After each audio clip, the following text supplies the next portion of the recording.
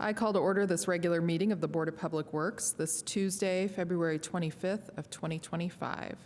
First up, we have messages from board members. Do we have any messages from the board this evening? All right. Next, we have Title VI abatements for 2501 East 8th Street. Joe Stong, I'm one of the compliance officers for HAND, Housing and Neighborhood Development. On November 12th, 2024, and January 21st, 25, and February 5th, 25, we issued tickets at 2501 East 8th Street. Tickets were for trash that had not been picked up.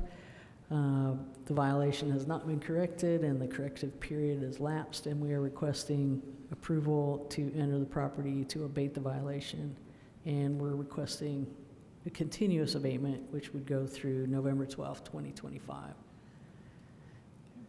Thank you. Questions on this item? Have you had any conversation or connection with the property owner? Yes, he called yesterday and said if I came by today, late in the day, it would look a lot different, and I took a picture of that if you'd like to see that. It doesn't look a lot different than the photos in the packet, but I can hand it to you. I don't know how. What do we do here? Progress has been made, but I let him know there was a meeting today. We'd be requesting a continuous abatement. I said after we get an order, assuming that we do, you'll have 10 days to clean that up, and then anytime it's out of compliance, we can come and abate the property. So he's aware of it. There will still be a 10-day period from today where they can make progress before we would actually order the contract That's right. abatement? Okay, That's right. thanks. And was there any communication from the property owner before yesterday? Yes. He's called a few times. Okay. He knows it's out of compliance, and he expressed appreciation that I had not given him more tickets. Okay, thanks. It's happened in the past. We've abated this property in the past. Are there any public comments on this item?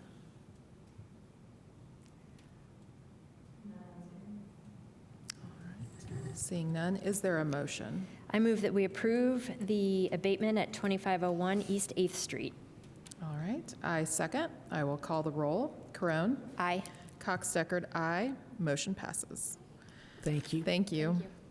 Next, we have petitions and remonstrances. This is an opportunity for anyone who would like to make a public comment about something that is not on the agenda to do so at this time. Again, if you are on Zoom and would like to make a comment, you are welcome to use either the raised hand function or the chat function to let us know. If you are in the room, you are welcome to approach the microphone.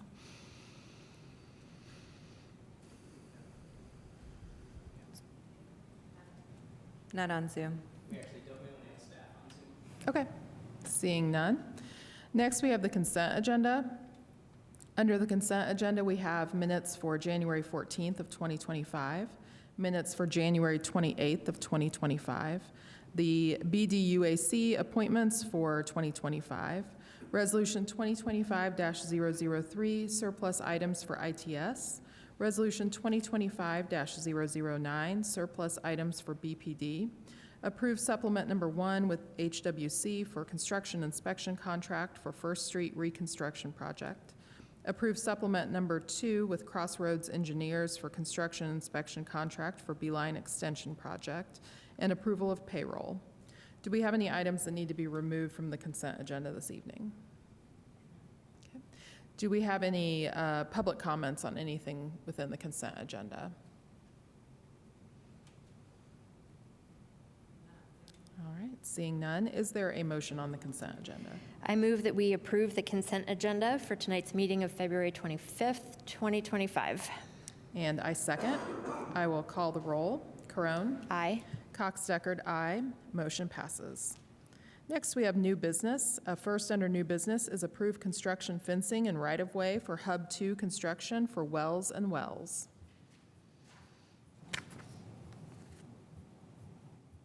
Alex Gray from engineering. So Wells and Wells is doing the Hub 2 development that is enclosed by, it would be East 19th Street, North Lincoln Street, East 17th Street, and then all the way to the Home 2 Suites, and then up to Washington Street. And so that's kind of the area of where they were, and they'll have a construction fencing there. It's been already placed. It's been placed partially in the right-of-way. So that's why we're coming to you to get it officially approved. And they plan on having the fencing in place until June 30th of 2027.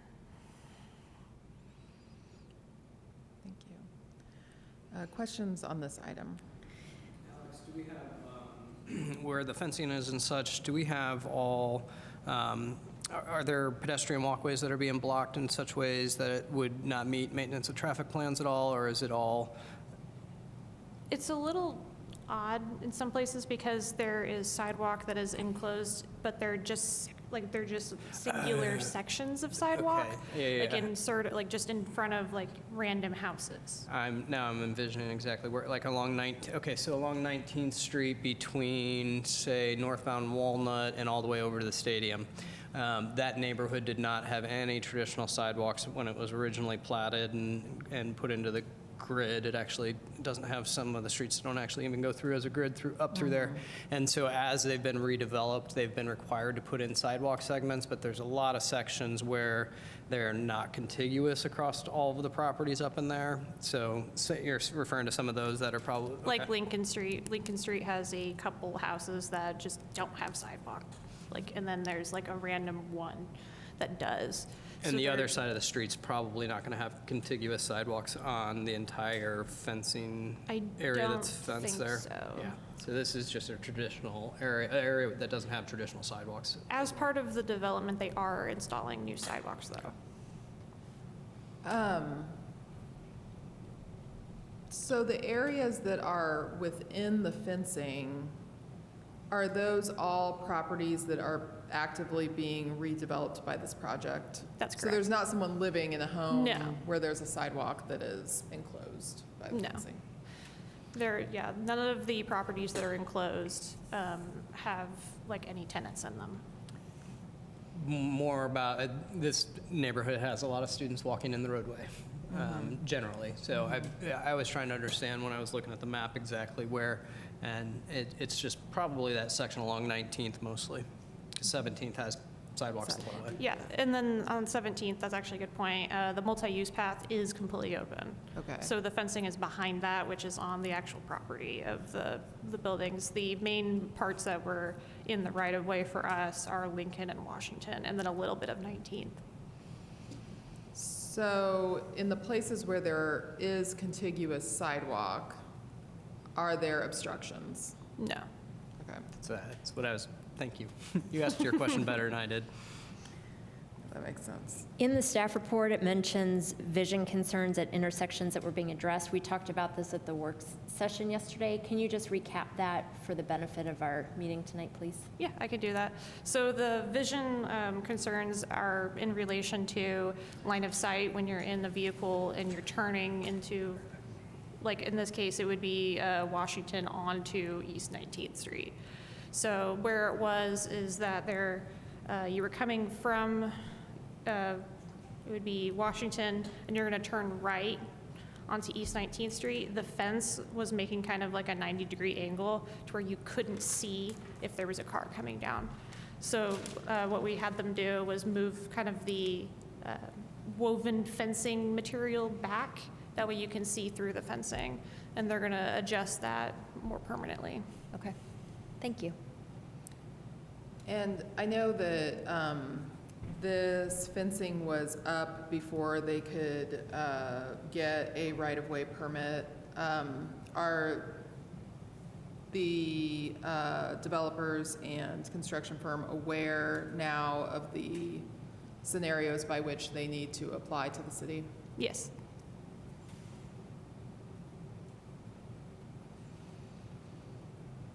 Any other questions from the board?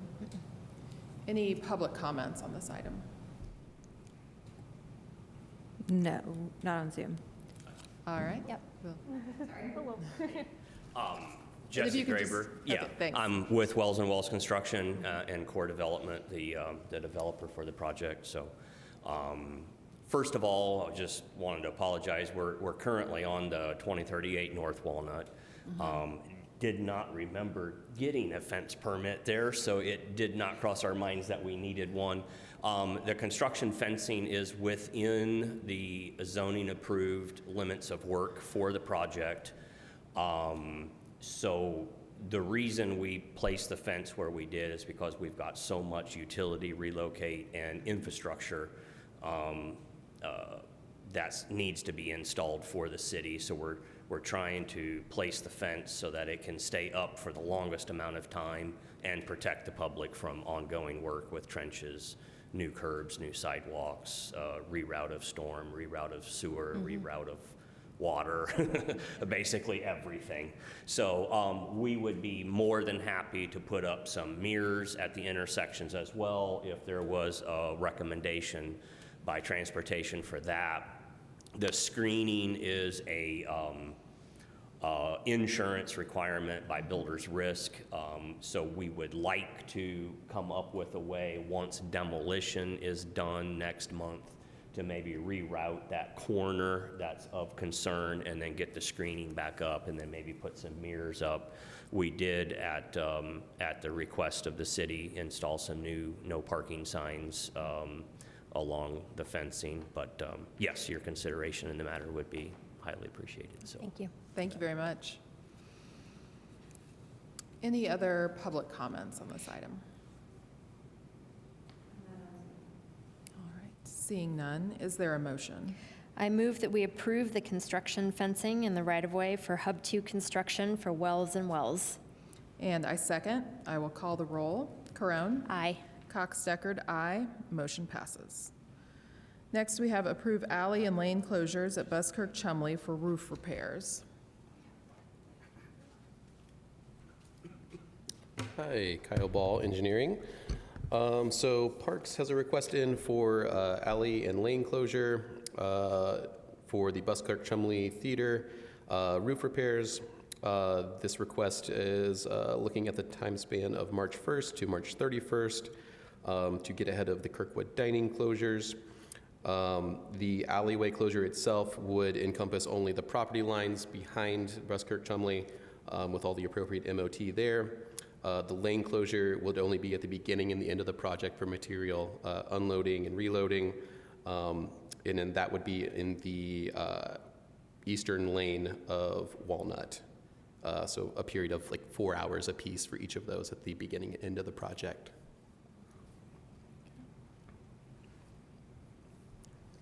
The eastern lane on Walnut, what about, is there a lane closure on Kirkwood?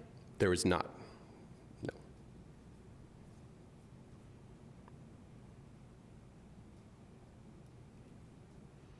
No, I'm sorry. It is on Kirkwood. That lane closure would be on Kirkwood prior to any of the closures taking place. The dining closures, that is. Okay. And a closure on Walnut? Or No, sorry. Nope, just mixed up my streets there. Okay, got it. Yeah, directly in front of Buskirk. Yes. So sorry.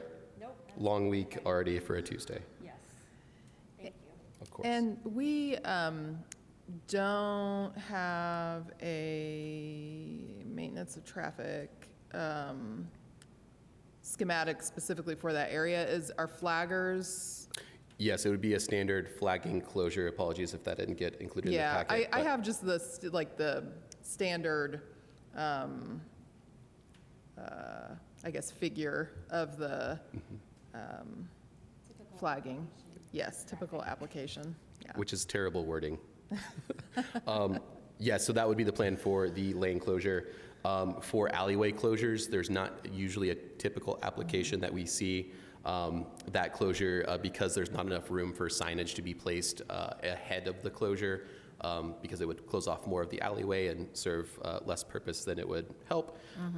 It is typically just the type 3 barricades with a road closed or alley closed sign placed on that actual barricade. So that description is included in the staff report as well.